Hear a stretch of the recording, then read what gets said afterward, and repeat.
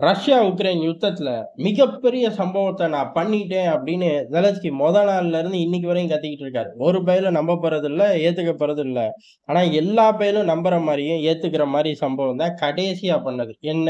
ரஷ்யாவோட குண்டுவீச்சு விமானங்கள தாக்குனது. ஆனா அப்பவே நம்ம சொன்னது என்ன அப்டின்னா, தாக்குதல் உண்ம, சம்பவம் பெருசு. ஆனா இதுக்கு பதிலடி அப்படிங்கிறது உக்ரைனால தாங்க முடியாது. ஏன் ஜெலன்ஸ்கி தல கூட உருளுமப்பா, டிக்கெட்ட கிழிச்சு குடுத்துட்டாங்கன்னா என்ன பண்ணுவாரு அப்படின்னு கேட்டோம்.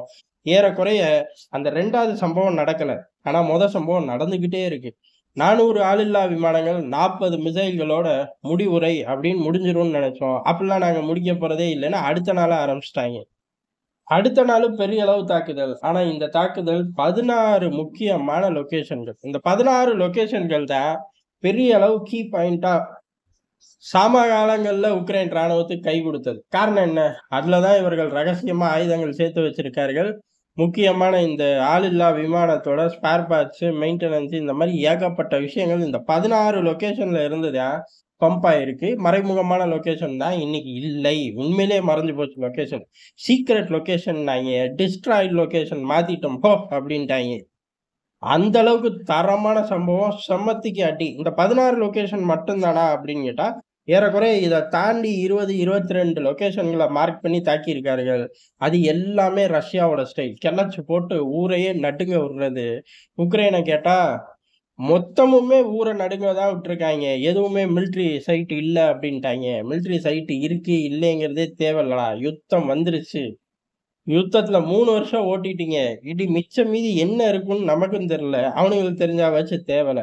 இப்படி சம்பவங்கள் நடந்துகிட்டு இருக்கும்போது, அண்ணன் அமெரிக்கால இருந்து ஒரு குரல், ட்ரம்போட குரல், "வந்துட்டான்டா என் தலைவன் என்னைய காப்பாத்த" அப்படின்னு ஜெலன்ஸ்கி தப்பி தவறி கூட நெனச்சிடக்கூடாது. ஏன்னா ட்ரம்ப், "ஏய் நடக்கிறதெல்லாம் சரிதான்ப்பா" அப்படின்ட்டாரு. அவரே பெரிய பஞ்சாயத்துல இருக்காரு உள்ளூருக்குள்ள மாஸ்கோட. கூடவே இருந்த கைப்புள்ள திடீர்னு எனக்கு எதிராவே பாயிறான் அப்படிங்கிற வருத்தத்துல இருப்பாரு. ஆனா, இந்த மாரி 1000 தொல்லைகள் அவருக்கு இருக்கும். அதனால இது ஒரு மஸ்க் விஷயம் பெரிய இதான் வாழ்நாள் பிரச்சனை எனக்கு அப்படிலாம் அவர் சொல்லப் போறது கிடையாது. உக்ரைனுக்குன்னு உள்ள ஃபோக்கஸ் இருக்கும். அப்படி இருந்த மனுஷன் ஏன் இத சொன்னாரு அப்படின்னா, ஆமா நான் எவ்வளவோ சொன்னேன். பெருசா எதுவும் செய்யாதடா. பேச்சுவார்த்தையில உட்கார்ந்து பேசுடா உருப்படியா அப்படின்னு. இவன் பேச்சுவார்த்தையிலயும் உருப்படியா உட்கார்ந்து பேசல. பெரிய சம்பவம் பண்ணா, அந்த சம்பவம் எதுக்கு? ஆட்டோமேட்டிக்கா ரஷ்யாவுக்கு தாக்குதலுக்கு இவனே கிரீன் சிக்னல் குடுத்த மாரி, அவனுங்களுக்கு ஒரு காரணத்த இவனே ஜோப்புக்குள்ள திணிச்சு விட்ட மாரி ஆயிப்போச்சு. வச்சு செய்யறாய்ங்க. இதுல நான் என்ன பண்றதுக்கு இருக்கு? அப்படின்னு சொல்லி சிம்பிளா கடந்து போயிட்டாரு. ஆஹா! வெறி பிடிச்சு ரஷ்யா அடிக்கிறான்.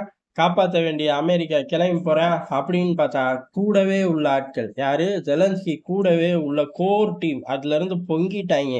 ஏலே இவன் எல்லாமே மறைக்கிறான், பொய் சொல்றான் அப்படின்னு போட்டு விட்டாய்ங்க.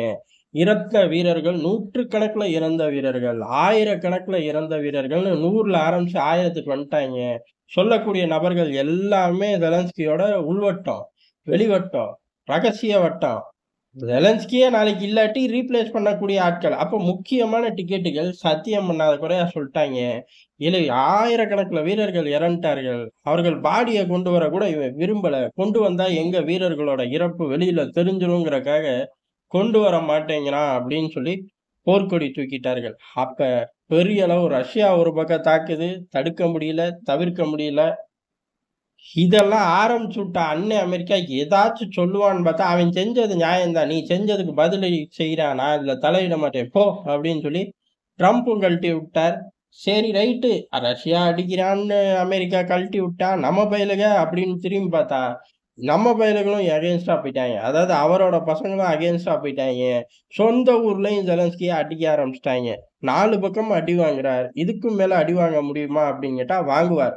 தலைநகர் கீவ்வ ரஷ்யா கைப்பற்றுற வரையும், இல்ல ஜெலன்ஸ்கிக்கே டிக்கெட் கிழிச்சு குடுத்துறதோ, இல்ல அதற்கு நிகரான பயத்த காட்டாத வரையும், இந்த யுத்தம் தொடர்ந்துகிட்டே தான் இருக்கும். ஏன்னா, என்ன மல்லு கட்டுனாலும், விடிஞ்சதுக்கு அப்புறம் வேற ஒரு விஷயத்துக்கு இவர் ஆஃப்ஷோர் அக்கவுண்ட்க்கு பணம் பம்ப் ஆயிக்கிட்டு தான் இருக்கு. அப்படி பணம் பம்ப் ஆயிக்கிட்டு இருக்கிற வரையும், இவரு எள்ளளவு இந்த போர நிறுத்த மாட்டார். ஏன்னா, அவருக்கு நல்லா தெரிஞ்சு போச்சு. விஷயங்கள் நடந்துகிட்டே இருக்கும். ஆயுதங்கள் வந்துகிட்டே இருக்கும். பிளாக் மார்க்கெட்ல அது போய்க்கிட்டே இருக்கும். ஆஃப்ஷோர் அக்கவுண்ட்ல பணம் நிறைஞ்சுகிட்டே இருக்கும். இதுக்கு மேல நமக்கு என்ன வேணும்? இப்படியே ஓட்டுனோம்னா, அவனுங்களே கால்ல விழுந்து, பிடிச்ச பகுதியில அங்கிட்டு குடுத்தாலும், மீதி உள்ள பகுதியில இவனே ஆளட்டும் அப்படின்னு சொல்லிப்புடுவாய்ங்க. அவனுங்க சொல்லாட்டியும், ஆஃப்ஷோர் அக்கவுண்ட்ல தான் பணம் இருக்கே. லாபி செய்யற குழுக்கள அமெரிக்கால போடலாம். ஓட்டு வாங்கக்கூடிய குழுக்கள உக்ரைனுக்குள்ள போடலாம். யார் நம்மள அசைக்க முடியும்? டாலர் பக்கத்துல இருந்தா, கடவுளே பக்கத்துல இருக்கிற சமம் அப்படிம்பாய்ங்க நம்ம ஊர்ல. உலகத்துல எல்லா நாட்டிலயும் அதான் தியரி. தங்கத்துக்கு அடுத்து டாலர் கையில எவ்வளோ இருக்கு அப்படின்னு தான் பார்ப்பார்கள். அப்ப ஜெலன்ஸ்கிய மட்டும் டாலர் காப்பாத்தாதா? அத நோக்கி தான் மனுஷன் போறாரு. இந்த ஏற்கனவே பார்த்த அந்த 2, 3 ட்ரிகர் பாயிண்ட்கள ட்ரிகர் பண்ணி விடாம இவர அடக்க முடியாதுங்கிறது தான் எதார்த்தமான உண்ம.